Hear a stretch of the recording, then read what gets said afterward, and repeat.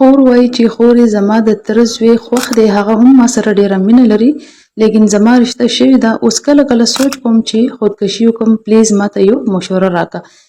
دې نه بیا ما تپوس وکړو چې ستا نکاح شوی دی یا نه. دا وایي چې زما نکاح نه دی شوی، خو زما رشته په وړوکیوالو شوې ده او بدل دی. نو نن دا بیا وایي چې ما درته څه ویلي وو چې زما تره زوی سره مینه ده، هغه هم ما سره ډېره مینه لري، لیکن زما رشته شوې ده. هغه راته وایي چې کور نه به تښتو، زه څه وکړم پلیز. خور یې مور پلار سره دې ډایرکټ خبره وکړه چې دا هلک زما خوښ نه دی، زه یې نه اخلمه. منت ورته وکړه، زاري ورته وکړه، ورته یې دا زما ژوند دی، زما ژوند مه خرابوئ، زه به سهار دې هلک سره ژوند تېروم، تاسو نه تېروئ. او بل تاسو وایئ چې زما تره زوی ماته وایي چې کور نه به وتښتو. خورې کور نه تښتېدل هېڅ حل هم نه دی. کور نه چې یو پیري تا قدم بهر کو، ته وتښتېدې، هغه وخت کې ستا زندګي لاړه خلاصه، ختم شوه، تباهي طرف ته لاړله، بلکې تباه شوله. په پښتو معاشره کې کله کله هم چې کور نه یو جنۍ هلک قدم بهر ایښی دی، نو یا خو خلکو هغه وجلي دي، مړه کړي دي، هغه څوک نه پرېږدي.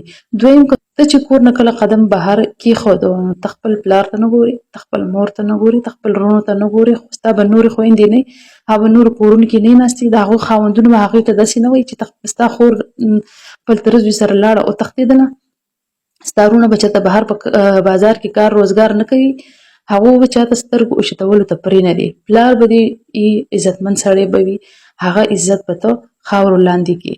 دا صرف تښتېدل نه وي، دې سره وروسته بیا ډېر خفګانونه وي، شرمندګیانې، ټول عمر له یو پیغوري ستا مور پلار ته چې ستا لور خو تښتېدلې ده، تا خپل لور له دا تربیت ورکړی و.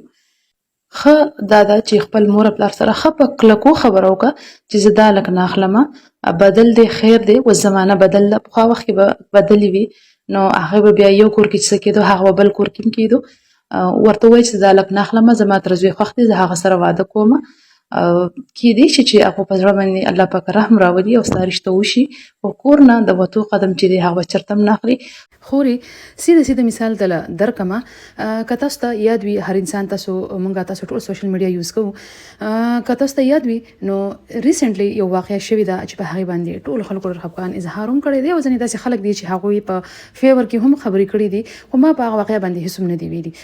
خو نن پرې خبره کوم چې ګوره، د الۍ سره تعلق لرو، یو هلک په ټیک ټاک باندې او ورسره جنۍ چې د هغه اشنا شوله، هغه په خپله واده وه، څلور ماشومانو مور وه، نو دواړو ترمنځ به تعلق جوړ شوي، خبرې اترې به شوي.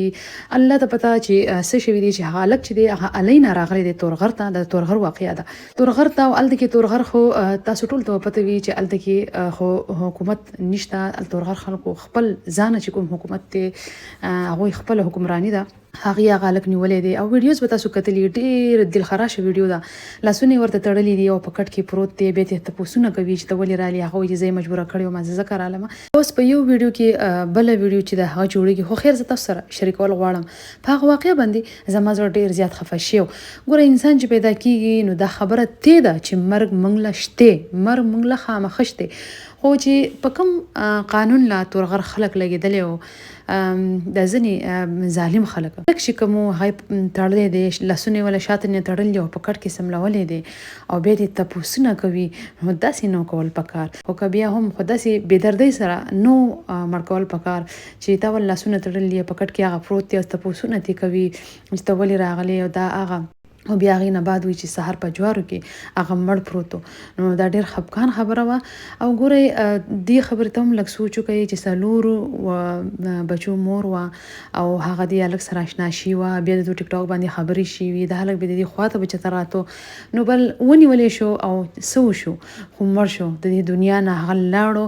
څه وشو چې د دواړو هلک د جنۍ دواړو خاندانونه چې دي هغه بدنامه شو، الۍ نوم چې دی الۍ هم بدنامه شوله، تورغر چې دی هغه هم بدنامه شو، او جنۍ څلور ماشومان واړه به وي، هغه دقسې پاتې شو، خاوند چې دی هغه به غریبه ماشومان وسنبالوي. داسې زموږ معاشره چې د هغې کې دا شتې نه چې جنۍ د هلک سره وتښتي یا هلک سره تعلق لري یا د ګرل فرینډ بوای فرینډ چې کوم ګیم یا هغو کې نه، زمونږ معاشره زمونږ په اسلام کې دا نشته. دا خو ویسټرن کلچر چې کوم دی هغوی راوستي دي، الګ جنۍ به دوستي کوي، د واده نه مخکې ول سره پاتې کیږي. خو دا کم اثر چې دی دا اوس په نورو کوم چې مسلمانان ملکونه دي په هغې باندې هم را روان دی.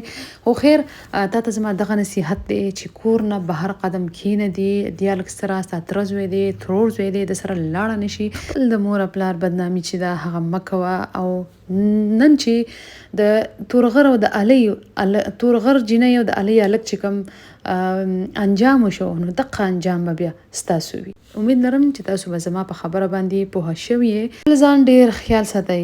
الله په امان.